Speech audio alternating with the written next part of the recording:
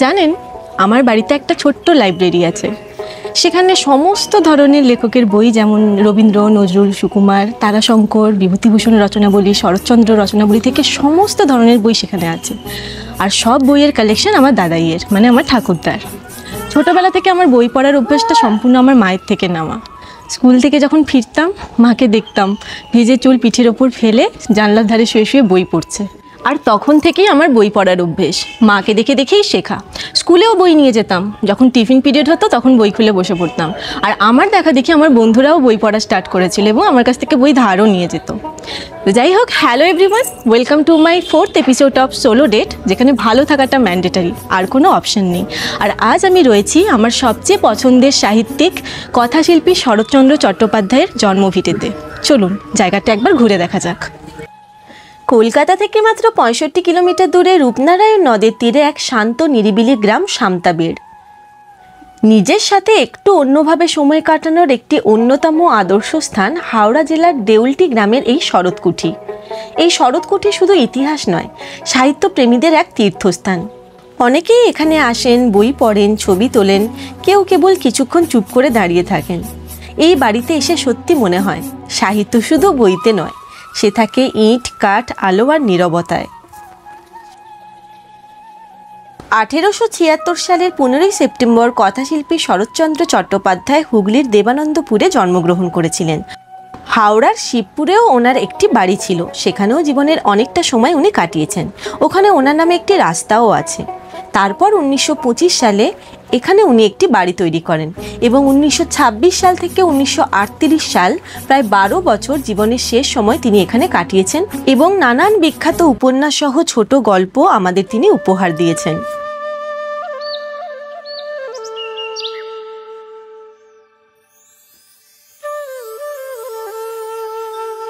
এই ঘরটি হলো ওনার লেখার ঘর। এই যে চেয়ারটি দেখছেন, এখানে বসেই সামনে রূপনারায়ণ নদের অপরূপ শোভা দেখতে দেখতে তিনি রচনা করেছিলেন কমললতা, অভাগীর স্বর্গ, শেষ প্রশ্ন, পল্লী সমাজ, রামের সুমতি, পথের দাবি এবং ওনার উল্লেখযোগ্য রচনাগুলির মধ্যে শ্রীকান্ত, দেবদাস। লিখেছিলেন আরও অনেক ছোট গল্প ও উপন্যাস এবং ওনার লেখা সর্বশেষ উপন্যাস ছিল বিপ্রদাস। এখানে সাজানো রয়েছে ওনার দ্বিতীয় পক্ষের স্ত্রী হিরণ্ময়ী দেবীর মৃত্যুশয্যার ছবি, রয়েছে ওনার ছোট ভাই প্রকাশচন্দ্র চট্টোপাধ্যায়ের ছবি। লেখকের লাঠি, জুতো এখনো অক্ষত রয়েছে এই ঘরে। ঠিক তার পাশেই রয়েছে বৈঠকখানা। এখানে নেতাজি সুভাষচন্দ্র বোস, রাসবিহারী বসু, বাঘা যতীন, বিপিন বিহারী গাঙ্গুলি রাতের বেলায় কোলাঘাটে নেমে নদীপথে এখানে এসে লেখকের সঙ্গে গুপ্ত আলোচনা করতেন। এই বৈঠকখানায় ওনার ব্যবহৃত নানান আসবাবপত্র এখনও সযত্নে সাজিয়ে রাখা রয়েছে এবং এই যে ঘড়িটি দেখছেন, এটা 100 বছরের পুরনো ঘড়ি। একবার দম দিলে 7 দিন চলে। এই ঘরের মধ্যেই রয়েছে নাতি নাত বউয়ের ছবি। নাতি জয় চট্টোপাধ্যায় এখন থাকেন কলকাতার কসবায়। চিত্তরঞ্জন দাসের দেওয়া রাধাকৃষ্ণের এই মূর্তিটি আজও বাড়িতে নিত্য পুজো হয়। চিত্তরঞ্জন দাস যখন দেশের উদ্দেশ্যে অ্যারেস্ট হয়েছিলেন, তখন এই মূর্তি ওনার বাড়িতে দিয়ে গিয়েছিলেন। পাশেই রয়েছে চিকিৎসার আলমারি। উনি গ্রামের লোকেদের বিনা পয়সায় হোমিওপ্যাথি চিকিৎসা করতেন। এইটি হলো ধানের গোলা এবং পাশেই যে ঘরটি দেখা যাচ্ছে সেটি ছিল ঠাকুর ঘর, আর পেছনের এই ফাঁকা জায়গাটায় ছিল রান্নাঘর।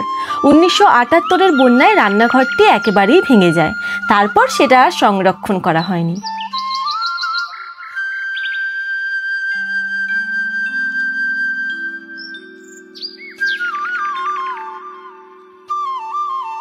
এটি হলো দোতলার বারান্দা। দোতলার বারান্দা থেকে চারিদিকের প্রাকৃতিক সৌন্দর্য খুব সুন্দরভাবে তিনি উপভোগ করতেন এবং তাকিয়ে থাকতেন বাড়ির সামনে বয়ে চলা রূপনারায়ণ নদের দিকে।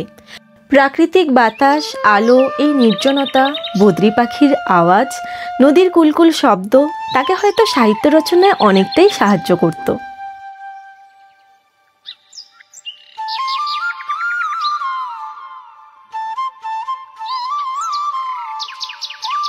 বাড়ির পেছনের দিকটায় রয়েছে 3টি স্মৃতিসৌধ। মেজ ভাই প্রভাষচন্দ্র চট্টোপাধ্যায়, লেখক শরৎচন্দ্র চট্টোপাধ্যায় এবং আর একটি ওনার দ্বিতীয় পক্ষের স্ত্রী হিরণ্ময়ী দেবীর। 1938 সালে লেখকের মৃত্যুর পর উনি আরও 23 বছর এই বাড়িতে কাটিয়েছিলেন। এই গ্রামে লেখকই এসে প্রথম নারী শিক্ষার প্রসার ঘটিয়েছিলেন। চলুন এবার রূপনারায়ণ নদের তীর থেকে একবার ঘুরে আসা যাক। লেখকের সময়কালে এই রূপনারায়ণ নদ প্রায় শরৎকুঠির সামনে দিয়েই বয়ে যেত। কালক্রমে নদীতে চড়া পড়ে এটি একটু দূরে সরে গেলেও মাত্র 2 মিনিটের হাঁটা পথেই পৌঁছে যাওয়া যায় নদীর পাড়ে। রূপনারায়ণ নদের তীরে এই জায়গাটি হয়ে উঠেছে আরও জমজমাটে ঘোরার জায়গা এবং জনপ্রিয় একটি পিকনিক স্পট। এই শরৎকুঠি যেন আজও বাঁচিয়ে রেখেছে শরৎচন্দ্রের আত্মাকে, নিঃশব্দ অথচ উজ্জ্বল উপস্থিতিতে। আপনিও যদি আমার মতো সাহিত্যপ্রেমী হন তাহলে অবশ্যই এখানে একটি বিকেল কাটিয়ে যেতেই পারেন। এখানে হোমস্টেরও ব্যবস্থা রয়েছে, স্ক্রিনে নাম্বার দিয়ে দিলাম, যদি কেউ থাকতে চান অবশ্যই কন্ট্যাক্ট করে আসতে পারেন। এই শরৎকুঠি প্রতিদিন সকাল 10টা থেকে দুপুর 12টা এবং বিকেল 3:30 থেকে 5:30 পর্যন্ত খোলা থাকে।